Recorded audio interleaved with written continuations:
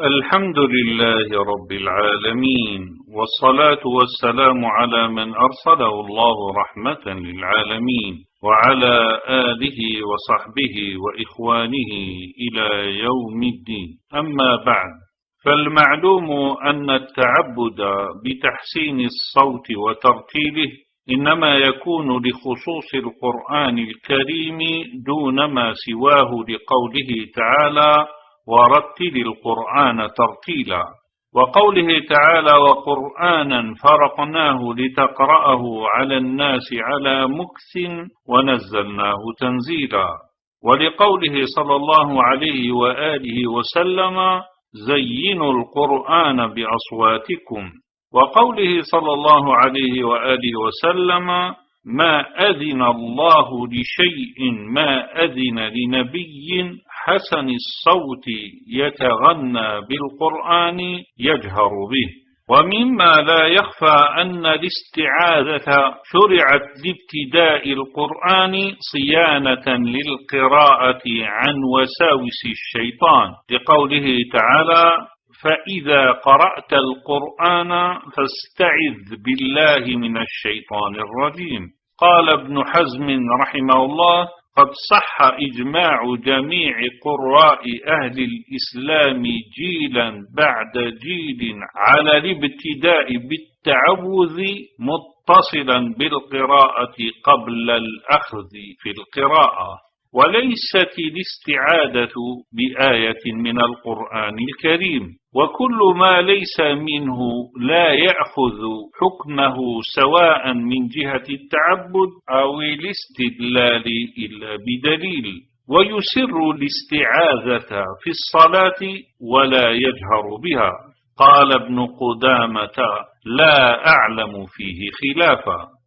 أما ترديد القراءة جماعيا في حصة التلقين بصوت واحد على وجه التعبد فهو أمر محدث لم يعرفه السلف الصالح، ثم إن القراءة الجماعية ينتفي فيها الاستماع والإصغاء المأمور بهما، في قوله تعالى: وإذا قرئ القرآن فاستمعوا له وأنصتوا لعلكم ترحمون.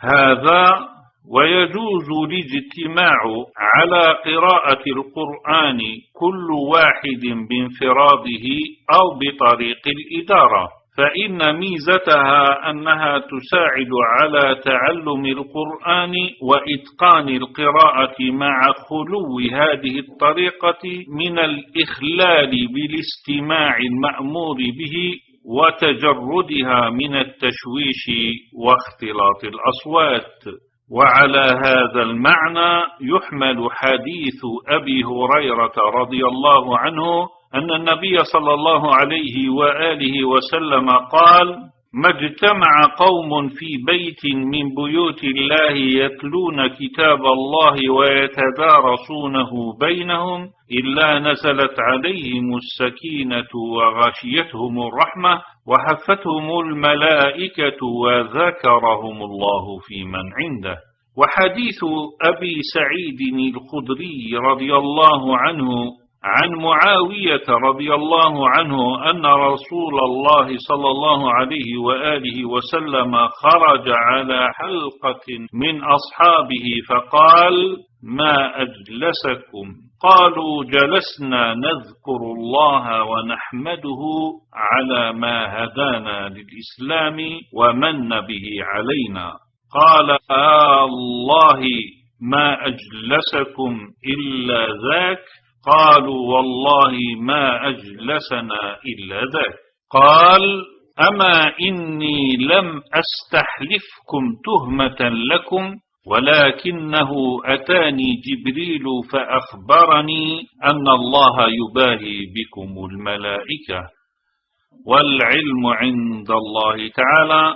وآخر دعوانا أن الحمد لله رب العالمين، وصلى الله على محمد وعلى آله وصحبه وإخوانه إلى يوم الدين وسلم تسليما.